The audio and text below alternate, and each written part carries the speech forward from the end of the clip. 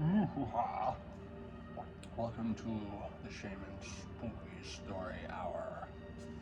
And we are picking up with Act 2 of Thomas Ligotti's just deliciously disturbing. And this marked a good horror for me. When, without like grotesque violence and stuff like that, you can still feel your hairs raise, and maybe it's just because I'm familiar with the subtextual themes in Ligotti stuff, but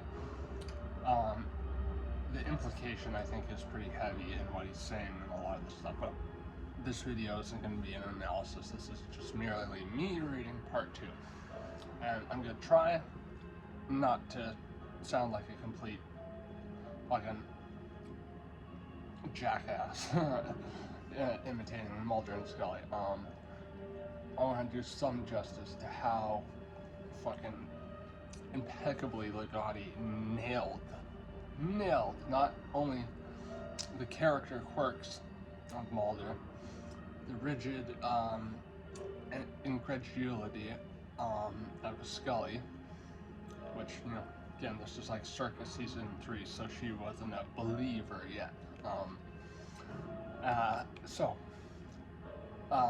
We left off with them reaching the titular town of Crampton after the incident with the mannequin and that amazing cold open that part 1 covered, with the magician mannequin thing with the novelty gun that shot a guy with a heart attack pretty much, which, you know, there's always a conspiracy that's like partially real, couched within X-Files episodes. Like, it's kind of surprising the amount of stuff that they got away with without, you know, being suicided or whatever through the back of the head, you know, like fucking Gary Webb. But there was an actual heart attack gun. There was a whole trial about this. You can look it up. It was a conspiracy for a while. I think COINTELPRO, the misinformation, disinformation campaign of the CIA, I think they put a lot of misinformation out there to direct people towards this thing, which was like really an unfeasible weapon. Like, you have to be like an amazing marksman. But they were putting out stuff saying that like it was like using like electricity, like to stop your heart, which wasn't the case. It was firing a little thing of a little frozen pellet of bufotoxin, I believe, whatever the pufferfish venom is. How many times it's been deployed, I don't know. There are a couple cases where it seems like it may have, but overall, I think it was like them trying to go, look at this, and not the technology we're developing to fight the Ruskies with in, you know, Cold War. But anyways, here we go. Into the Yellow House. Mulder, Scully, and Ricky stand around the Yellow House's squalid little kitchen. Mulder and Scully have brought Ricky up to date on their investigation of Johnson's murder, and they are now hitting him with a barrage of questions. Scully, are you sure there's nothing you can tell us that might help us out a little? Something about the mystery line case, maybe. Ricky Smith. Sorry, Agent Scully. That was a long time ago. Scully, have you spoken with Johnson recently? Ricky Smith. My relationship with the Bureau ended 6 years ago. Mulder. I heard that it ended on something of a sour note. Some kind of falling out between you and Johnson. Ricky Smith. We just had trouble seeing things the same way. We'd been partners for a long time. It happens. You'll see. Mulder. So how did you end up here? In the middle of nowhere. Put it in your words. Smith. I like it out here. In the heartland.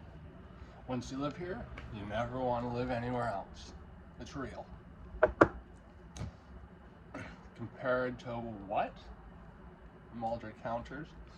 From the way they look at the filthy house, the tins of potted meat. It's obvious Mulder and Scully aren't buying it. Ricky sees it too. In an attempt to change the subject, he opens a drawer and pulls out a pack of playing cards. Smith, do you like card tricks, Agent Scully? I don't care for them myself, but some people do seem to enjoy such things. Magic, illusion, swarmy little creeps in tuxedos. All that nonsense. Ricky shuffles the card, fanning the deck face down.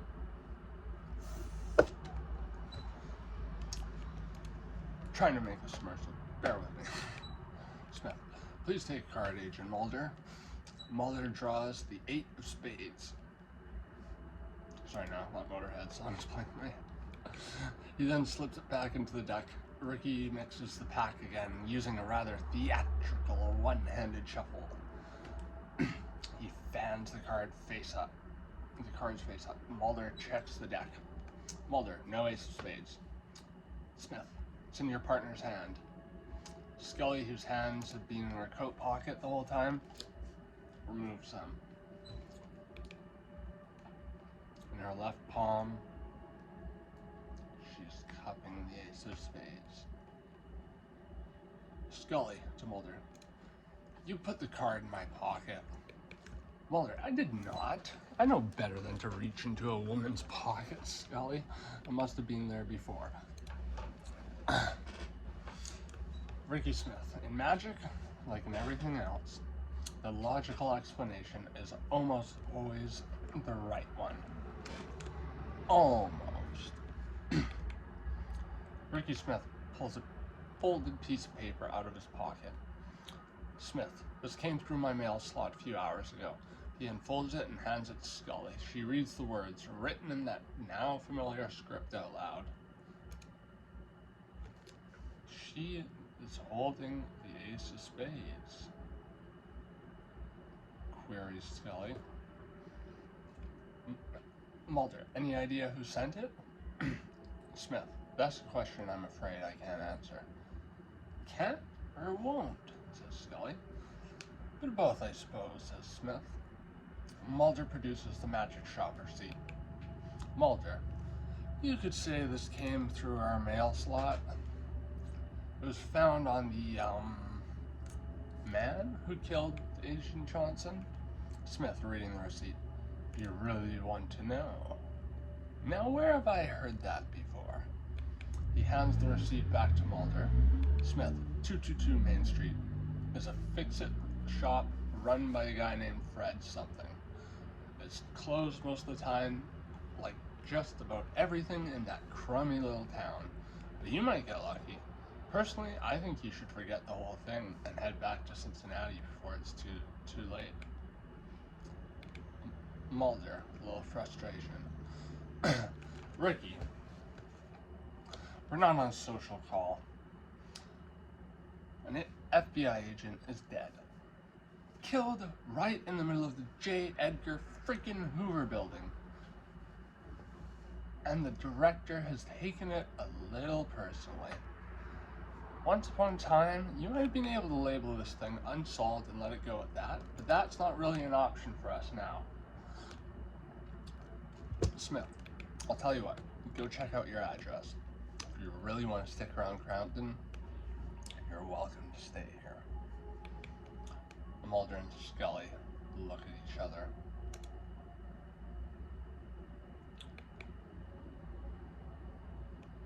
Given the general squalor of the Yellow House, Ricky's offer is not an appealing one. Ricky Smith, or if you want, there's a cheap little motel in town. You can go there, have a look around. If you still want to talk to me, we can talk tomorrow. It's not like I'm going anywhere. Mulder, pulling out a notebook and pen. What's your phone number? Ricky Smith, don't have a phone. Don't have a phone, don't want a phone. Scully, do you have a telephone? Nope. Mulder hands Ricky a cell phone. I why don't you take this then? Scully's cell number is *6. Excuse me. Call us if you remember anything you think we ought to know. B-roll footage. Main Street, Crampton, Ohio. Exit Main Street. Crummy little town does not even begin to describe this desolate burg. Although Mulder and Scully's drive down Crampton's Main Street takes them past a number of buildings, most appear to be abandoned. There seem to be only 3 active businesses: the Fix-It and Supply Shop, the Oasis Motel that Ricky mentioned, and a diner apparently called Eat Here. I don't know if you've ever seen Repo Man, but this reminds me of, like, you know, the, like, tins of food and stuff where it's like food, beer. You know what I'm talking about. You know what I'm talking about. If you haven't seen Repo Man, or Men, it's Repo Man, the Alex Cox film, fucking amazing. Great indie punk sci-fi film. Anyways, in the Oasis Motel, Mulder and Scully enter the office, their overnight bags over their shoulders. Mulder rings the service bell. Also in the office is an older couple. Judging by their colorfully patterned clothes, sunglasses, and camera, they are tourists. Tourists in a British accent. Excuse me, could we take your picture? I'm sorry, says Scully. Tourist woman. My husband and I are on a photographic excursion, and we would like to take a picture of you and your husband. It would go so well with the others. Mulder puts his arm around Scully's shoulder. Why, certainly, Scully shrugging Mulder's arm off. We're not married. Remember, this is circa season 3. Too late. The woman's camera flashes and the picture is taken. As the tourist leaves, the manager appears from a back room. Manager, good afternoon. Have you stayed with us before? Scully begins filling out the necessary forms, while Mulder surveys the small office. Cigarette machine, the kind with the pull knobs. 2 faux leather chairs, cracked by heat and sunlight. A gumball dispenser with a small sign saying that proceeds benefit the local Knights of Columbus. On a small table is a stack of leaflets. Mulder reads one and then takes it over to Scully. Spectacular displays of illusion and ventriloquism. It promises to be held at 3 o'clock the next day at the Masonic Hall. Scully, Mulder, I think I've seen enough magic tricks for one day. Look at this, Scully. Mulder points to the bottom of the advertisement. Sponsored by Illusions of Empire. Manager, yes, our little magic show. You don't want to miss that. It's the only show in town, so to speak. He hands him 2 keys. If there's anything you need, please don't hesitate to ask me. I am at the disposal of my guests, always. Exit to Main Street, late afternoon. Mulder stands on the sidewalk in front of the Fix-It and Supply Shop. Scully is some distance behind him, talking on her cell phone. There's a sign on the shop's door, back at 7. Scully ends her phone call and walks over to Mulder. Scully, that was Skinner. They're not having any luck on their end. On top of that, the terrorist cover story seems to have backfired.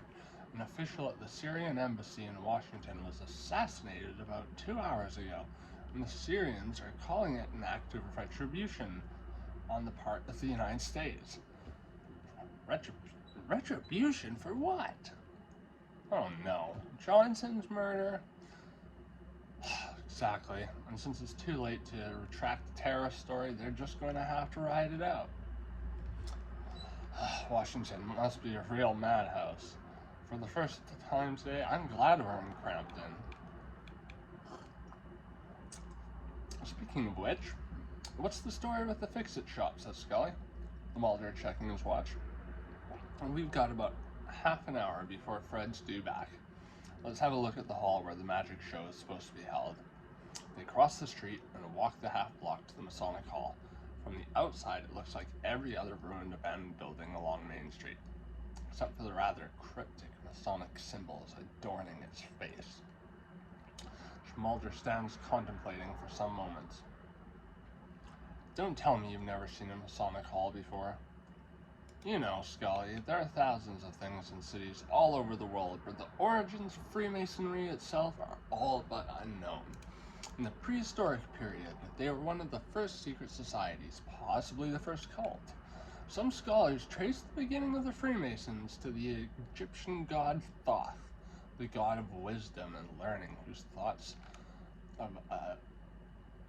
of as a source of the earliest writings that attempt to illuminate the mysteries of existence. Thoth is also considered to be the first sorcerer or magician, and by others, Scully, interrupting at the word magician. Hold it. Are you trying to tell me that this is some kind of conspiracy involving the Freemasons? Geez, Scully, when you say it like that, you make it sound kind of stupid. Scully tries the hall's main door. It's unlocked. She pushes it open. The agents look inside. Pitch black.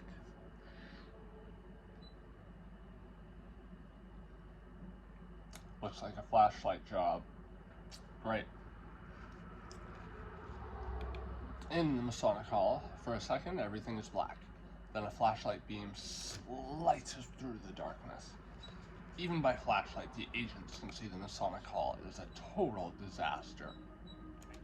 Broken chairs and debris litter the floor, and dust and filth has accumulated in piles in the corner. There is a stage, the wooden planks of which doesn't look like they can support a person's weight. Still hanging across the stage is a curtain, obviously once quite ornate, but now in tatters. Scully, I don't know about you, but I don't think there is going to be a magic show here tomorrow. Mulder, that's okay. I really hate matinees anyways. The beam of the flashlight flickers and then goes out.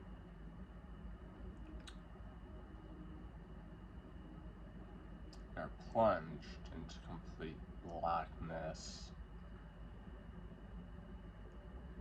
Scully, I think I'm having deja vu all over again. Scully, I think I'm having it too. Not deja vu exactly. It's like you said, not something you've already done, something you already know. There's a crack, not unlike that of a hand smacking a flashlight.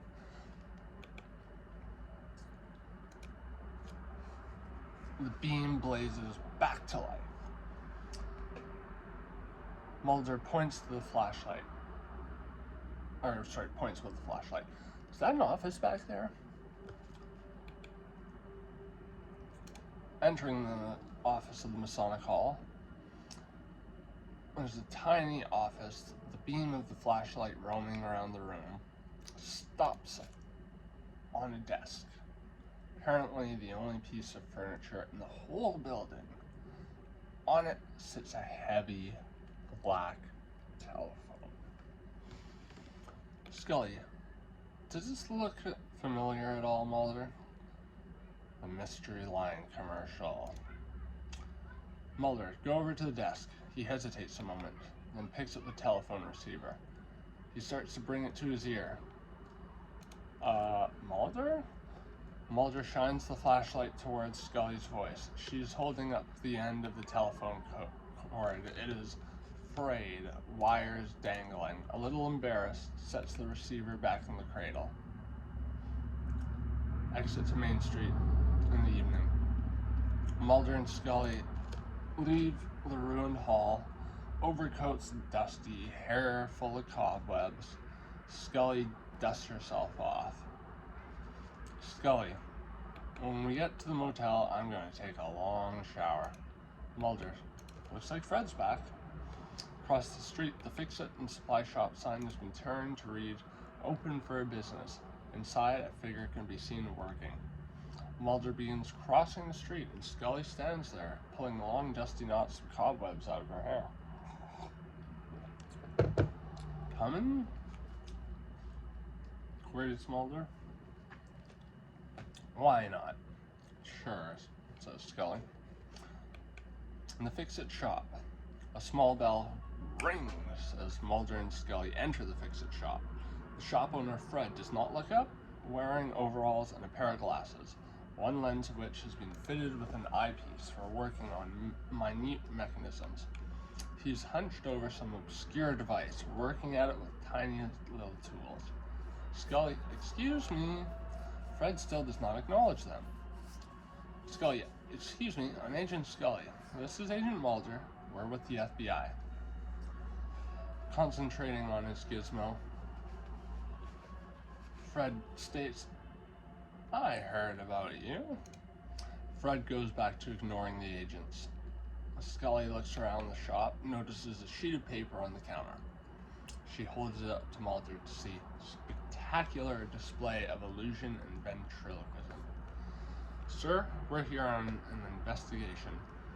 She holds the receipt from Illusions of Empire. Mulder, "Maybe you could tell us how your shop's address turned up on this receipt." With a sigh, full of irritation, Fred finally gets up from his workbench to examine the receipt. Fred, reading slowly, "Illusions of Empire? Magic shop? I've never been too interested in magic." Fred squints, reading through the magnifying eyepiece. Fucking love when a monocle's used in a story and not like throttling you over the head with, "Oh, who's this, like steampunk or something?" You know, like tactical monocles, I approve of. Anyways. "Why, that ain't even my handwriting." "Sorry, can't help you," says Fred. Mulder, "Sir, I understand you're probably a very busy man, but this is a kind of serious matter." Outside, an old van, the kind with no windows along its sides, pulls in front of the shop. Fred, "Listen, agent, whoever you are, I don't belong to any militia, and I ain't ever done anything illegal, at least not that I know of. I'm just trying to run a business here. I take whatever jobs come my way, mostly paperwork." Fred holds up his gizmo as an example. Even up close, the thing offers no clues as to what it is or what it does. "I usually don't know what the whole machine looks like. And to tell you the truth, I don't much care." Now, however serious it might seem, this business that brought you here, well, offhand, I'd say someone is having a little fun at your expense. Mulder looks at his partner for some help, but this look on Scully's face says she's thinking about the same thing as Fred. Outside, a kid pops out of the passenger door of the van and enters the fix-it shop. Fred puts down his gizmo. "Excuse me, but I have a real customer." Fred waves the kid over the far end of the desk, away from the agent. He retrieves something from a shelf, a package of sorts, wrapped in black paper and held together with leather straps. Fred and the kid turn their shoulders to Mulder and Scully and speak in whispers so they cannot overhear. Fred seems to be giving the kid some kind of instructions. He grasps his left hand with the left thumb, forefinger of his right hand, creating the image of a handcuff or shackle of some kind. He then moves his hands as if pulling a length of rope, letting it go slack, pulling it taut again. The kid nods. Finally, the kid exits the shop with his package under his arm and gets in the van, which drives away. Ooh, jeez. I don't know about you, but that gave me the heebie-jeebies. Mulder, we'd like to ask a couple more questions. No, no, sir. I'm closing up for this night. I'm gonna have to ask you to leave. Mulder, I'm sure it'll just take a few minutes of your time. Fred, I'll tell you what. It's past my dinner time. If you really want to talk that bad, we can talk over at the diner. He takes a ratty coat off the hook. I gotta go out back to turn the lights out. I'll meet you out front, and we can walk there together. Main Street, evening. Mulder and Scully enter through the front door. Inside, they see Fred hit a series of light switches, then opens a back door and step out. Mulder and Scully wait a few moments. No signs of Fred. The agent walks back to the back of the building. In the back of the fix-it shop, the rear window is a blank brick wall, bearing a few stains and patches of crumbling mortar. There's no back door. Scully. Wonderful. In the diner, the Eat Here diner, Treachley Muzak, that's M-U-Z-A-K, like the brand of elevator music that puts out that generic crap. I actually did a cover of a Porcupine Tree song called "The Sound of Music." You should check it out. It's really great. It goes, one of the wonders of the world's going down, it's going down right now. It's one of the blunders of the world, but no one cares, Great song.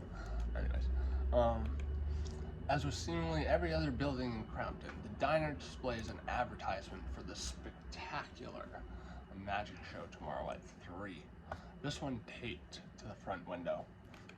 Mulder and Scully enter and take seats at the counter.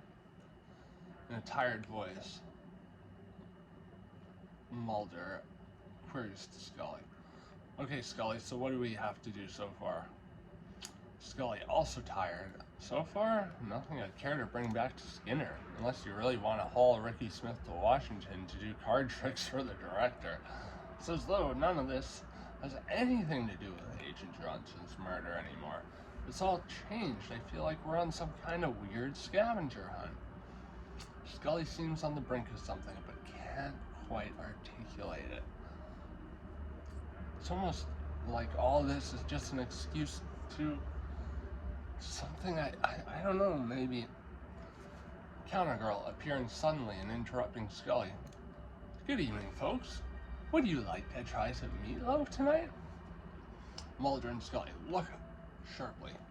Scully's train of thought lost. The counter girl is tall and very attractive, but wearing way too much makeup, giving her face a waxy appearance. Mulder, yeah, sure. And a Coke, please? Counter girl, and for you, ma'am? Scully's a little out of it, still trying to hold on to her last thought, to no avail. Oh my god. It's like they're going into like an acid loop, like a thought loop, something. Scully, just some coffee for me, thanks. Mulder, can I ask you something? How do you, the town, staying in business, it doesn't seem like there's enough people around here to support it. Oh, tourists mostly, says the counter girl. Tourists, says Scully. Oh, sure, we get lots of people like you passing through here. Counter girl nods in the direction of a table towards the back. There's a couple on a photographic excursion seated. They are scooping chunks of meatloaf and lumps of mashed potato into their mouths, seemingly not pausing between bites.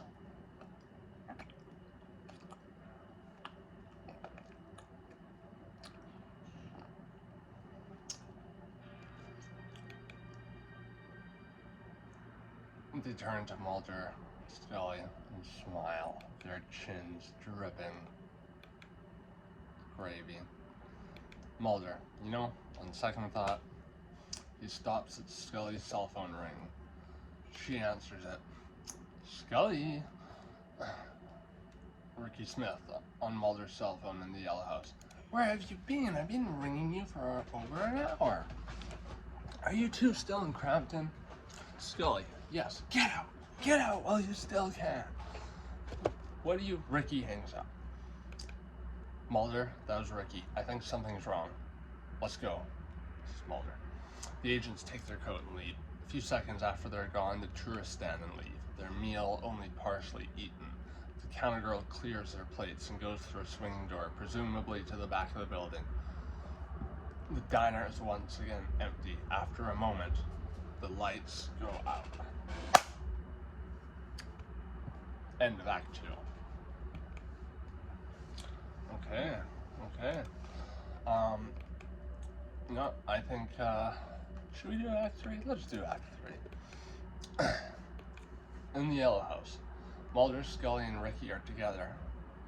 Whereas before he was low-key and a little evasive, Ricky is now agitated. He unfolds a sheet of paper and holds it up for them to see. Spectacular display of illusion and ventriloquism. This came through my mail slot about an hour ago. Have you seen this? Scully, they're pretty much all over the town. This is bad. This is very bad. You definitely don't want to be around if or when this thing happens. We just checked out the Masonic Hall. I don't see any spectacular displays happening in that place. Not tomorrow, not next week, and probably not ever. It's Mulder. Agent Mulder, I'm guessing you've been in Crampton long enough to know that what you see has very little to do with what you get.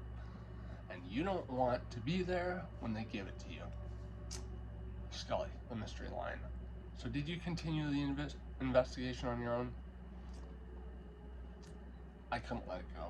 Cases like that were my special interest. Being able to point my finger and say with the authority of the Justice Department behind me, look, this is all fake. None of it's real. It's all a con. Those opportunities somehow justified all my work, maybe my whole life. When we looked into the mystery line, Larry and I, we could tell it was a front for something, but none of the pieces seemed to fit together, or they fit together, but the pictures they made were all wrong. Larry said no more. Too many dead ends, too many coincidences, but it was already in too deep. I quit the Bureau. I made the mystery line my purpose in life. That's when I was brought to Crampton. What do you mean brought? Mulder quizzically muses. The same way they used Larry's murder to bring you to Crampton. That's an amazing callback, call forward, because as you remember, in the first act, there was that footage that overtook the security cameras. I believe that's where it came from, or it may have came from Johnson's case files. But in any case, he was surveying a murder scene very similar to Johnson's, and the corpse was displaying the same sort of tendencies of neurological activity, with the light being shone into the pupils and then dilating and constricting.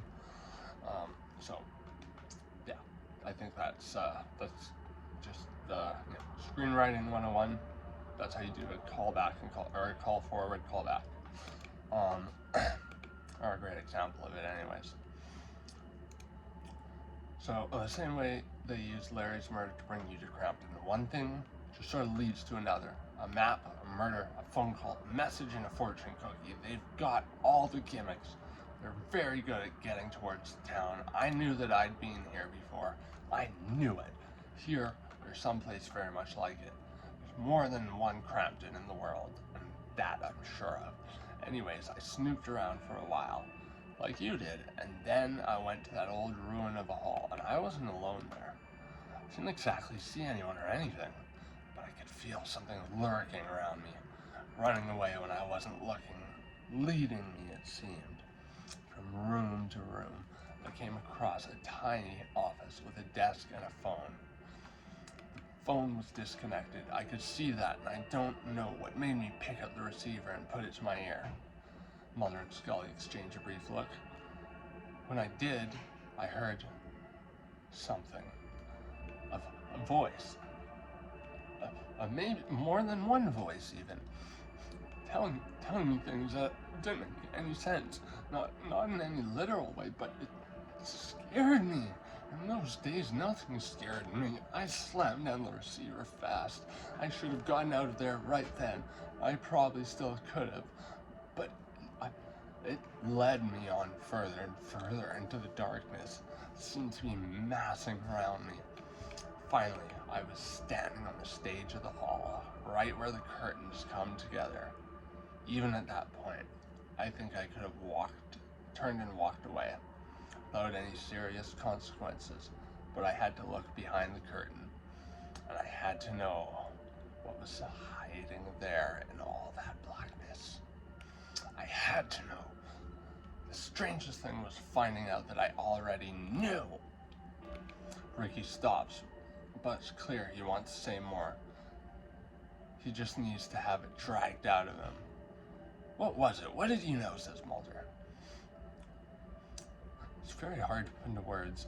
I think you, of all people, should be able to understand that, Agent Mulder. And what I felt, looking into that blackness behind the curtains, seemed that I could hear the blackness, that I could touch it. Ricky is building steam, his narrative fueled by some reservoir of manic energy. He speaks faster, waving his hands. I understand there's something at work, the heart of this thing. No, not something at work, something at play. Something that's playing, putting on a show, a flimsy, pointless, hokey stage show. And I realized then that the only thing that kept the show going was this mindless, relentless urge. Urge for what, prize Scully? For more play. Just to play, and play, and play, and play for the hell of it. Pure magic and pure illusion. I don't have any names to give you. I wish I did. That always makes it easier. I could say it's the Bavarian Illuminati, or the Council of Foreign Relations, or the Prince of Darkness, but I'd be kidding myself, picking a name out of a hat for the sake of having something to call it. Just if you know the X-Files, that's just such a spot-on statement, such a relevant statement. From our point of view, their power is unthinkable, literally. Our brains just aren't wired to handle it. That's what killed those people. They called the mystery line to get the truth, and they got it. What is the truth, Ricky? Mulder continually pries. The truth is, there is no truth. Everything is mutable, provisional. They can change the entire landscape of things, make things happen that couldn't possibly happen, or even undo something that's already happened. Not just here, in Crampton, but anywhere. Everywhere. They can find an audience, build a stage, put on the act. We don't get to see the big picture, and sometimes it's very big indeed. Worldwide repercussions, that sort of thing, and in the end, all gets swept under the table. We blame it on some nut in a shack or terrace. Clear reference to the Unabomber there, I would say. Mulder and Scully look at each other uncomfortably at the word terrace. You know, because like Skinner called and said that, you know, that was essentially what had become a cover story. And, you know, fewer words, but the implication was that, yeah, the cover story was terrace. I was, you know, going with one of the themes here is us seeking answers to questions and just hitting dead ends and continually just banging our head against one wall, another, just searching for something tangible and concrete to keep us anchored in this reality. The reality.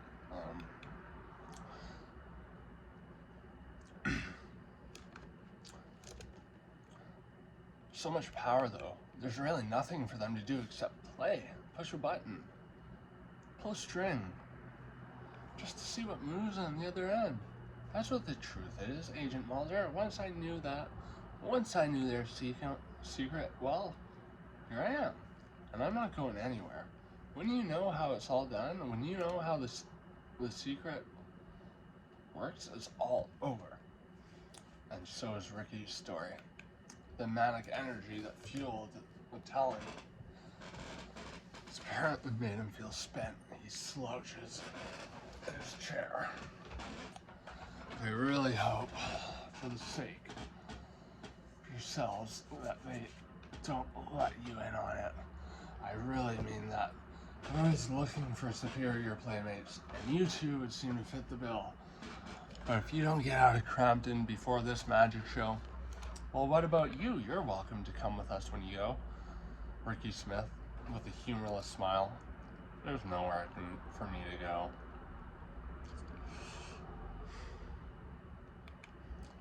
At least, besides, he turns the magic show flyer over. On the back, written in neat ancient letters, admit one. Ricky looks at his watch. Ricky, forcing an animated tone. Hey, it's getting late. If you two are going to make Cincinnati tonight, you better hit the road now. Exiting the yellow house and into the night. Mulder and Scully get into their car. In the doorway, Ricky watches. For a second, a look crosses his face. Hope, perhaps. Then the look is gone and replaced by one of weary resignation. As Mulder and Scully drive away, Ricky closes the door. In the car, Mulder and Scully. Mulder, well, Scully, what do you think of that? I think I'm ready to upgrade my diagnosis from delusional to full-blown paranoia. I'm not sure I agree, Scully. Sure, Ricky's story is out there, but the basic idea that things aren't what they seem is pretty much the rationale, followed by all serious investigators' rationale, be they scientists, philosophers, even FBI agents. The only thing that distinguishes Ricky's perspective is his conviction that there's some sort of design or intent behind the facts as we all know them. But it's all the same thing, it's just a matter of scale. By the look on our face, it is clear Scully is unconvinced. Look, all we know, Scully, all we can ever know is based on what we can see, what we can touch, right? But it's not real. Our senses simply collect this information, and then our brains compose it into some mock-up of reality. Mulder, is this little speech going somewhere? What if you could know things as they really are? Not just as they're processed by our senses and assembled in our brains, but as the world really looks. I think Ricky Smith, when he came to this town, got to look at things and how they really are. But I don't think he liked what he saw. Then why doesn't he just leave? You don't really believe he likes it up in that house, do you? I don't think he has a choice, Scully. The filth, the potted meat, I think something's been keeping him there. Feeding him, keeping him alive. Why? I don't know. Exit to the Oasis Motel, night. The agent's car pulls in the parking lot. In Scully's room. From the amount of steam in the room and the sound of running water, looks like Scully's finally taking that shower. The phone starts to ring. It is an ancient princess model with a ring like a fire alarm. Their third ring is muffled.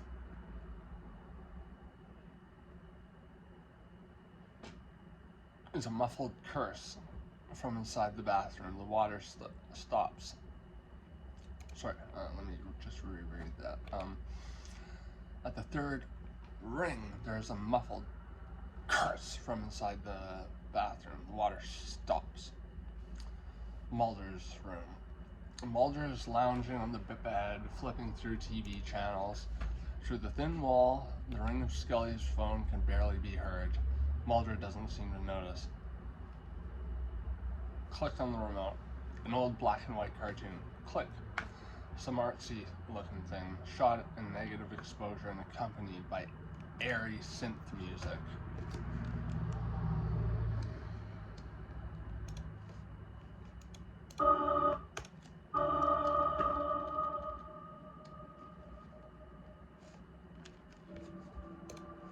Oh wow, that's actually a good timing to play that. Clicked. Static. With a hint of a human image behind. Click. Another old cartoon. Cut to Scully's room. After 2 more rings, Scully comes out of the bathroom, wrapped in a long bathrobe, her hair in a towel. Scully's POV. She's trying to get to the phone, but the mist seems to have thickened and she can't quite seem to cover the 8 or so steps to the ringing telephone. She keeps getting set back. Suddenly she finds herself with the telephone in her hand, held up to her ear. She looks surprised. Hello? There are no vague noises on the other side of the end, but no reply. Hello? The noises seem to coalesce into something like a human voice, or several voices not quite in sync. They are speaking in what might be another language, not making any sense. Speech is full of hisses and grunts. Still, Scully seems mesmerized for a moment. Then the spell breaks and she slams the phone down. Cut to Mulder's room. Mulder's still surfing through TV channels. Click. An infomercial for a set of encyclopedias called The Lure of the Unknown. Voiceover on the television. Do you really want to know the truth about Bigfoot, the lost city of Atlantis, flying saucers, the lure of the unknown has the answers. On the screen, the picture changes. A thin blonde man appears. Poor reception makes him look gruesome, cadaverous. He looks right into the camera, almost looking through the television. Blonde man. The same voice. We have only one question. Do you really want to know? The man on screen holds his pose uncomfortably long. Mulder finally changes the channel. Click. The infomercial again. Do you really want to know? Click the infomercial. Do you really want to know? Mulder scans through the channels faster. Click. Really want to know. Click. Want to know. Click. To know. Click. No. Click. No. Click. The thin man is replaced by silent and grainy video of a man and woman talking. The angle is odd. Through shot from about waist level and almost looking straight up. Disoriented by the odd point of view, it takes Mulder a moment to recognize the 2 people.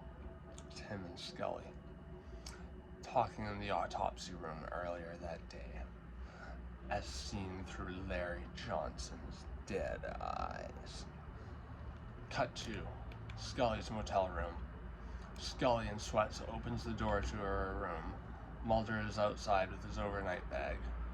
Call me paranoid, but I think it might be a good idea if we don't stay in separate rooms tonight.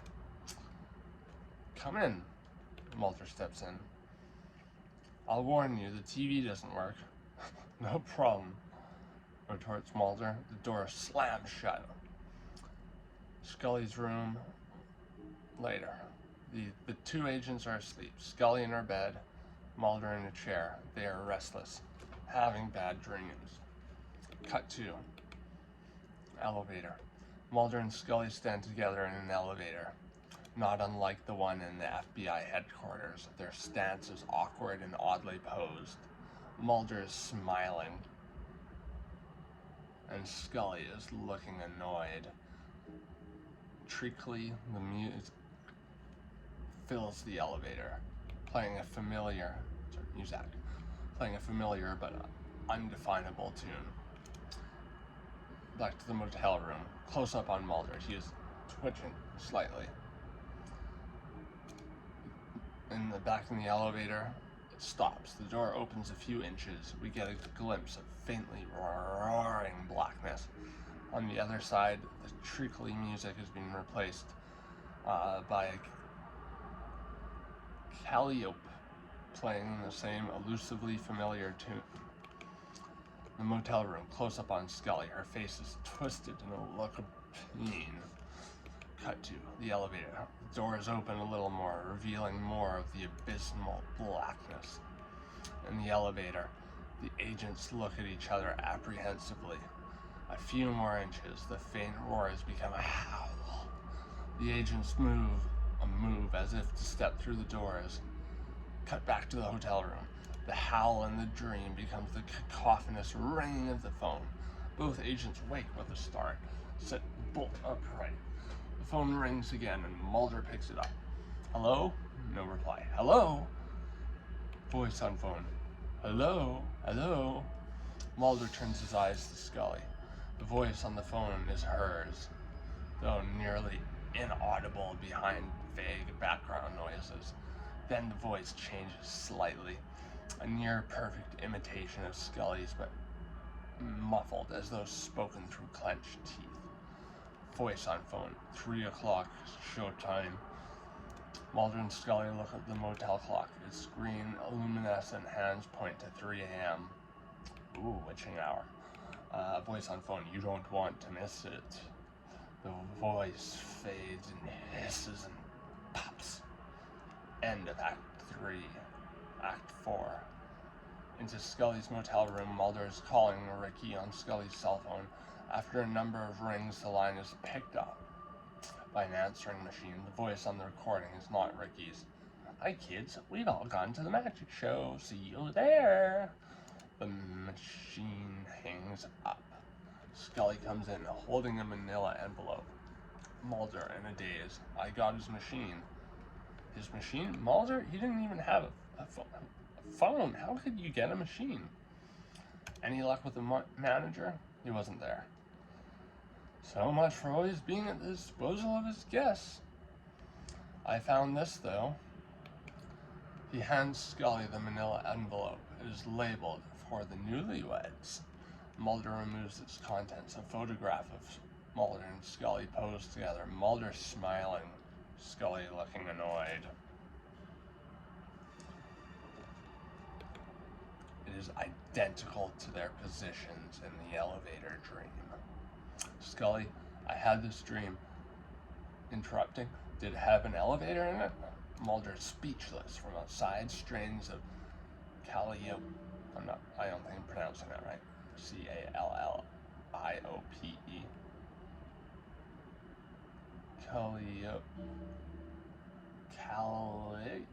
Calliope. Calliope. Music can be heard. I don't know what that is, sorry. The song is familiar, but strangely elusive.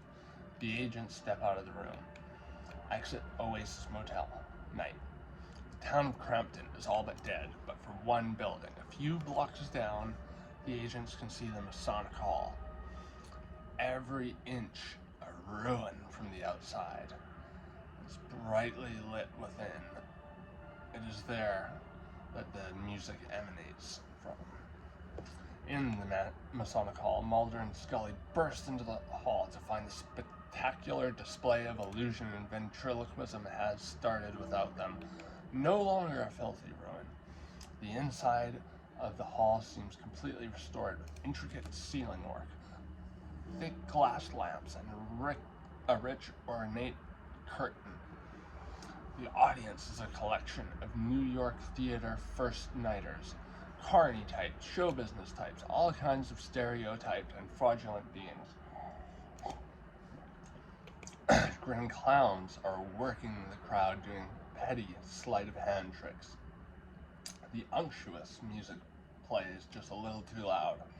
On stage, a ventriloquist is performing in an outrageously smarmy manner.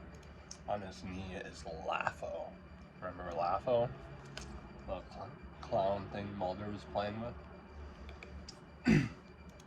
Mulder and Scully lurk at the back of the audience. The magician slash ventriloquist ends his bit with a shrill titter from Laffo. An unseen MC's voice fills the room. And now, ladies and gentlemen, the moment you've all been waiting for, the centerpiece of our display, the metamorphosis. The crowd applauds. The music disappears and is replaced by treacly music, cranked to distorting. The kid from the fix-it shop rolls a platform onto the stage. On it, a human figure is tied to a frame, its arms and legs outspread, its head constrained by a band tied around it, and a taut cord leading to the top of the frame. The figure's dressed from head to toe in a skeleton suit with an X taped around its mouth, or taped across its mouth. Mulder, Jesus, Scully, I think that's Ricky. Mulder and Scully try to move forward. The stage cannot get any closer to them, though. From every person they nudge aside, two seem to move to block their path. They draw their sidearms. FBI, shouts Scully. Federal agents, get out of the way, says Mulder. Barks Mulder. Strangely, their shouts cannot seem to draw the audience's attention away from the metamorphosis, which the trapped agents can only watch in glimpses between shifting bodies. On stage, a tuxedoed magician with handsome yet forgettable features is rolling the platform from one side of the stage to the other. So good. I don't know about you, but so good.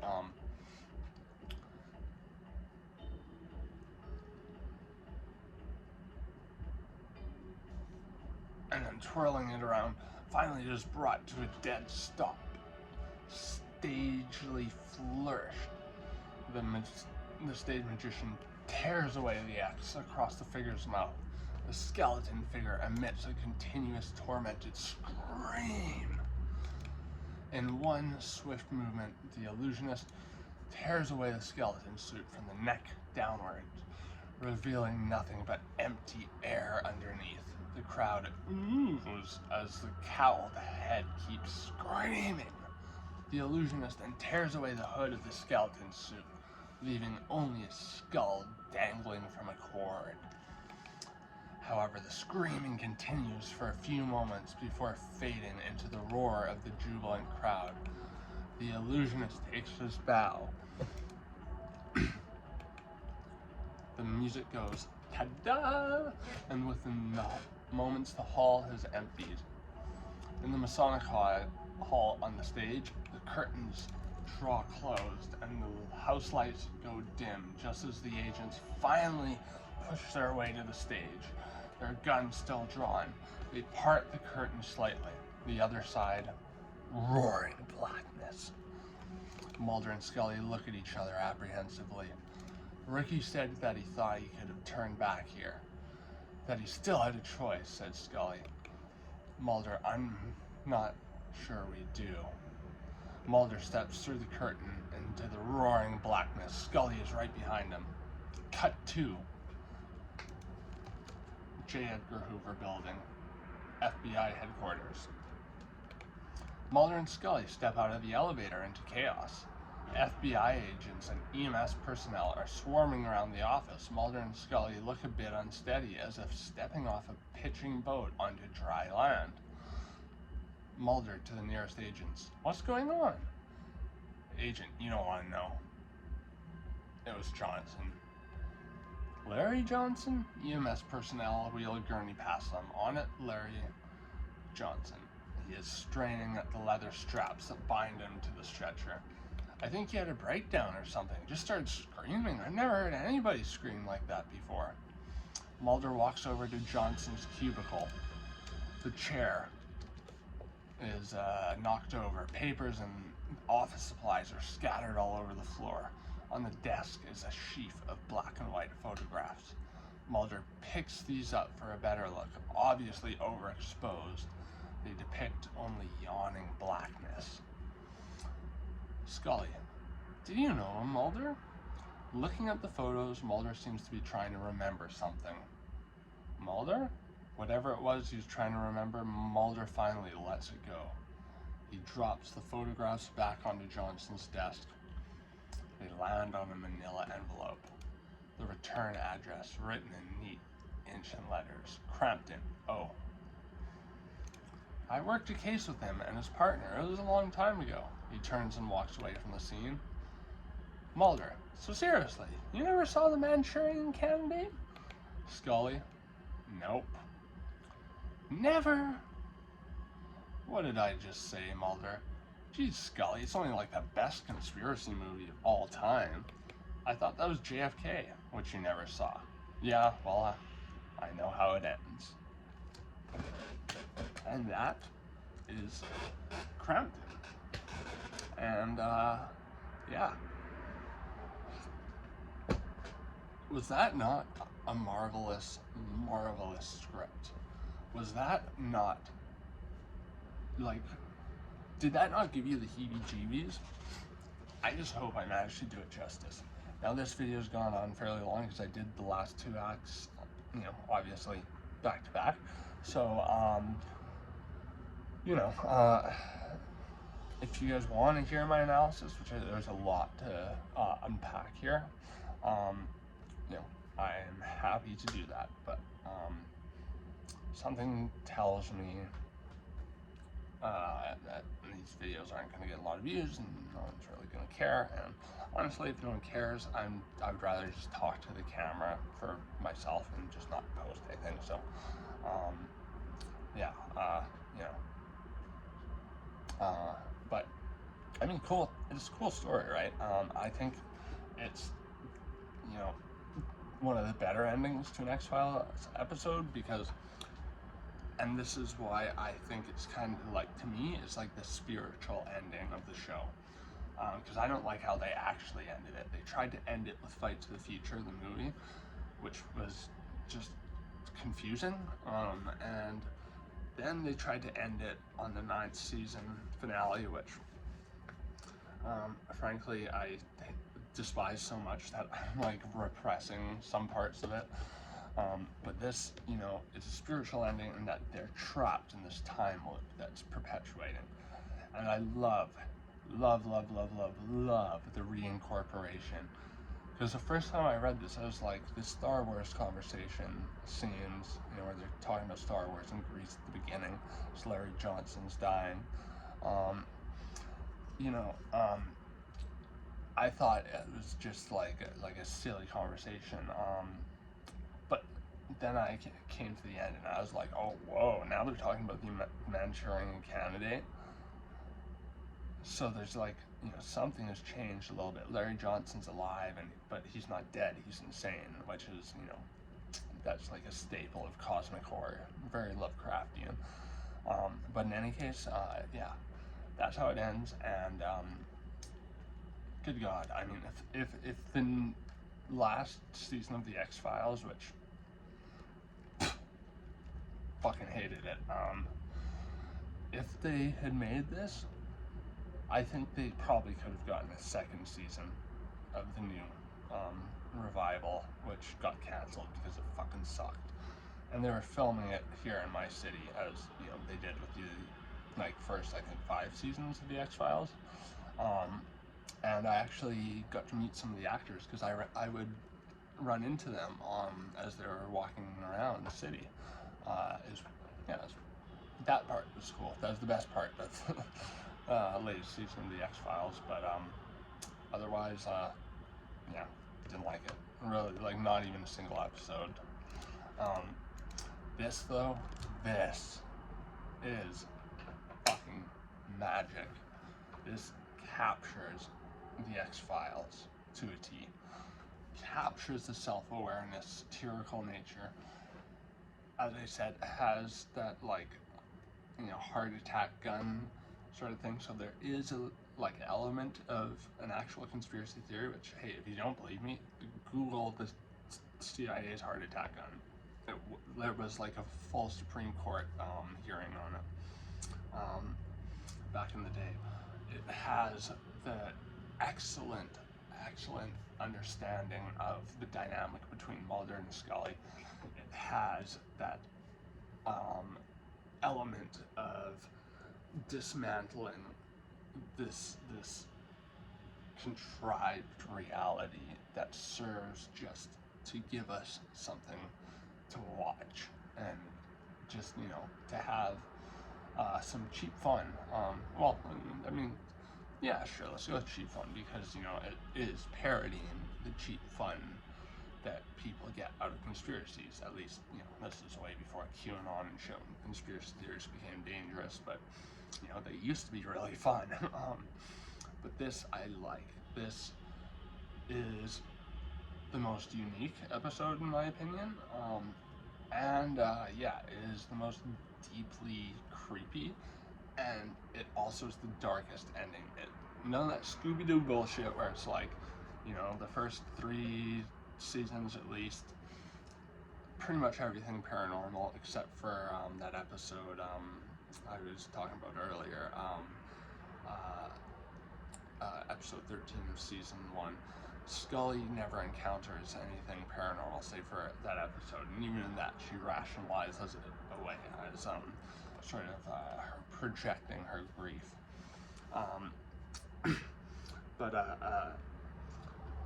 whenever there was a paranormal thing happening, it had this Scooby-Doo-esque element of like Mulder being sequestered from Scully for one reason or another, and him seeing the monster of week or the elements of the mythology, and Scully would always be somewhere else. So she would always have some way of compartmentalizing what was happening to fit her objective worldview.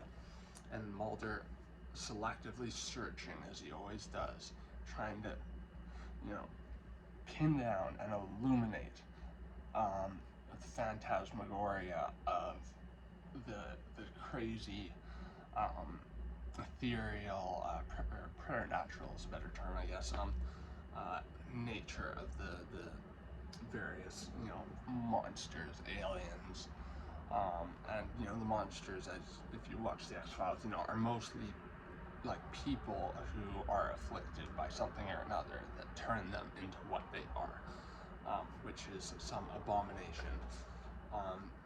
So there are elements that kind of line up with Ligotti's reoccurring themes, and so I think he really, not only did he not show any signs in that script, in my opinion, of the media literacy that like is all too fucking prominent in people who are, you know, established authors in the literary world, like Stephen King or William Gibson. But those dudes, as like great as they are at, well, Stephen King's good at concepts. I personally don't think he's the greatest writer. His books are fairly tedious in my opinion. It's like he's padding a lot of time, just kind of going, okay, how do I make this as long as possible? William Gibson, on the other hand, he's a very pioneering writer. But the two have in common the inability to fucking, maybe they just overestimate the power of movie magic and think that they can make all this crazy shit happen. But like the William Gibson episode of The X-Files, admittedly one of the worst.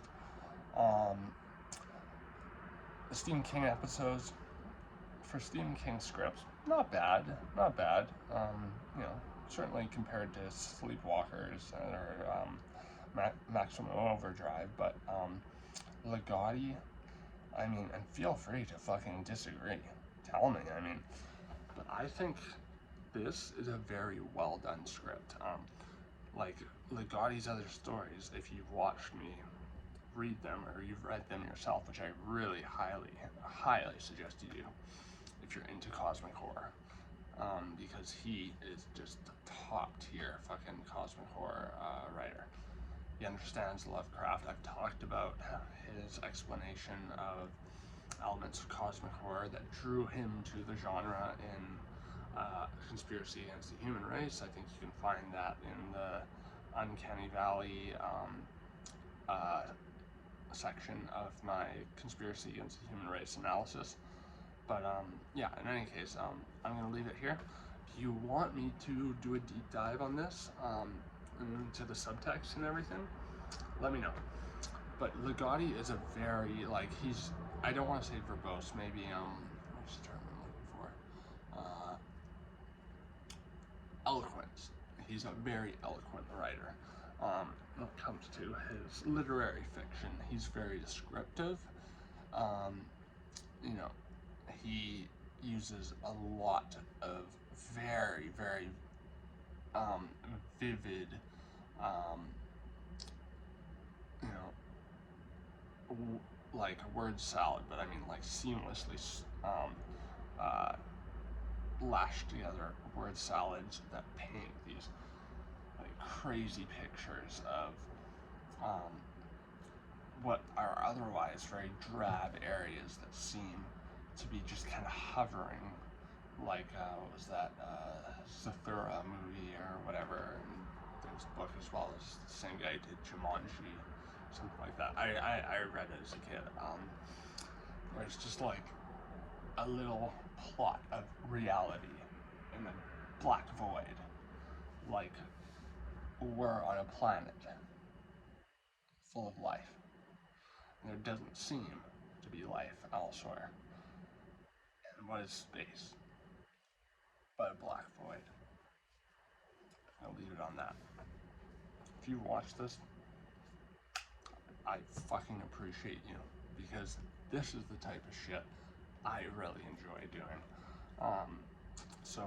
Yeah, let me know if you want an analysis. If you don't, I'm not going to do one, because frankly, I kind of need a two-way street here. You know what I mean? Like, I don't know what to fucking give you if you don't tell me.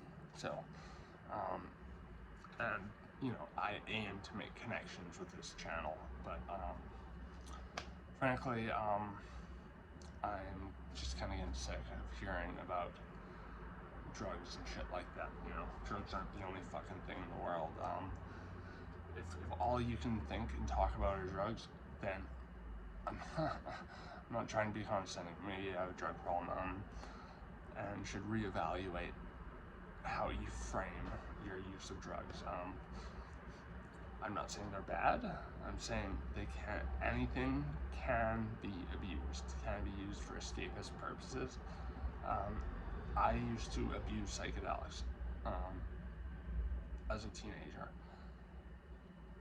In the last few years, where I started using them again, I mean, I haven't used them in a while, except for, you know, lots of cannabis, and the occasional ketamine, which aren't, you know, fully psychedelic, but they have traits that are in common with psychedelics. Like, I framed it so it was something that I would do to find meaning and to find therapeutic relief from, and you know, it was something I did to turn my brain on even more, to get even deeper into the weeds, into, you know, really fucking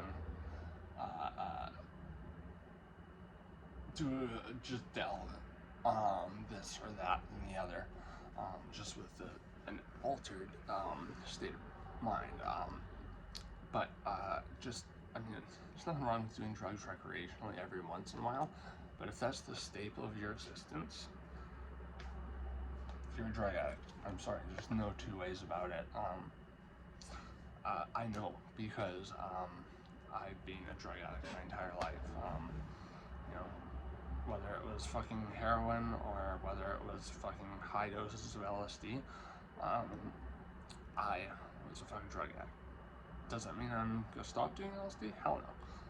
For now, because my system's so fucked up. Of course, yeah.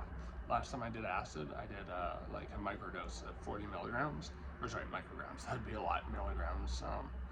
But I was cramming for my exam the next day, and since my system's so fucked, that 40 milligrams felt like I was on like 100, 150 all day. But I did manage to actually study quite a bit, retain quite a bit of information. I think think ever since doing my science exam on 4.5 hits of acid, where didn't even know what I was answering. I couldn't see the questions because the words were literally running off the fucking exam and onto the table. So I just hazard guesses and I got 75%. Did better than any of my other fucking tests. So I think, you know, because that's improbable in terms of chance for me to get anything more than 50% by just ticking the boxes, I think my subconscious did know a little bit about what I was answering, even though it didn't seem like it at the time. So I think that kind of made that like, oh fuck, I'm actually like high on acid now. Shit. Am I even going to be able to study? Am I going to be able to read? It kind of prepped me for that. But my point is, if you're going to do these things, do it in conjunction with something else. Try to focus on something else.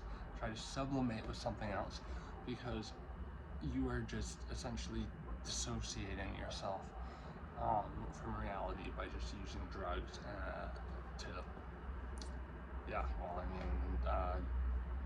to isolate yourself, to distract yourself from the things out there in the world.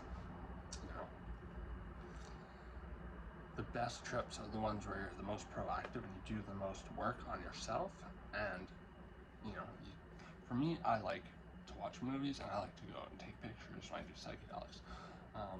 You know, it's important to have you know, a regiment, you know, and an intention, you know, to know and be honest about your headspace. But just like anything, you can use it to just get the fuck out of reality. So, you know, yeah. Anyways, long story short, if you really want, because you know, I am a creator who painted myself into a corner as the shaman, the drug guy. You can ask me, I guess, about drugs, but I really, really would like you to just like try asking me about like literally anything else for once. So I appreciate you. I just want to have actual conversations, you know, because even when I do get the drug questions and I answer them, I usually don't get anything in response. So I'm just asking, please, you know, let's mix it up a little bit, okay? That's what I'm trying to do here. I hope you do know that I am having worse health problems than I've ever had in my life. Look at this, okay? See how I stand now? It's me standing straight. Notice that? That's what they call a barrel chest. You know what that's from? That's from either emphysema or chronic bronchitis, making my lungs have to work so hard that it's making this incredible mass of muscle right here. Not in a good way, but I mean, like, it's like I work on my pecs, I work on everything, but you know, the muscle here juts out like a barrel. So, you know, like, even smoking weed, like I don't get me wrong, I vape fucking weed rosins shatter fucking all day long, out of a dry herb vape. I'm not advocating for THC carts because those things are a little dicey in my opinion, and they hurt my lungs. But I took a bong hit the other day, and usually like I need like 5 reps to get me stoned. Got me stoned as fuck. I put a bunch of keef on top. It's probably about the size of 3 bowls, and I was coughing up tar for an hour. So even pot can be bad. So you know, I've had to essentially quit smoking overnight. I've had to quit smoking pot. Again, still consume it. But yeah, you know, there's more to life than just getting high. And if you're gonna get high, try to have a good reason for it. It's not an excuse. You I use pot because pot helps me to focus on something other than my pain. And I am well aware of the fact that that is me distracting myself from the reality of my condition. But that's the point. And yeah, insight is key in determining whether or not those experiences are valuable or not with the various compounds. So anyways, I just wanted to finish on that note. I don't even know if anyone's listening at this point, but I really, like, if you did listen through all the videos, I'd be tickled pink if you just told me you did, and if you told me if you like this or not. Be as frank as possible. I don't care. If you want to tell me to fuck off and you're not a shaman, you're a joke. Well, hey, I would agree with you. I called it the synthetic shaman for a reason, because there's a term called plastic shaman. Look it up. It's essentially what you think of when you think of a white dude giving people ayahuasca or whatever and being like, oh yeah, I'm a shaman. Blah, blah, blah, blah. Yeah, it's a play on words. I don't consider myself an actual shaman, okay? I've done shamanic type work with people, but even then, in the best settings that I have put up, the work that I tried to do with them, the day, like leading up to a guided trip, the day after, like even though it seemed remarkable in some cases, then these people just went, oh yeah, I can do DMT and just escape reality now, and then fucking lose their fucking marbles, like, and that kind of shit makes me ashamed and not too keen to continue doing stuff like that if people aren't going to take it seriously. I take it seriously, okay? That's why I'm not doing psychedelics, because I store all of mine properly. They're not going anywhere. I have the rest of my life to do them, okay? So, if I can do that as a fucking drug addict, so can you. Anyways.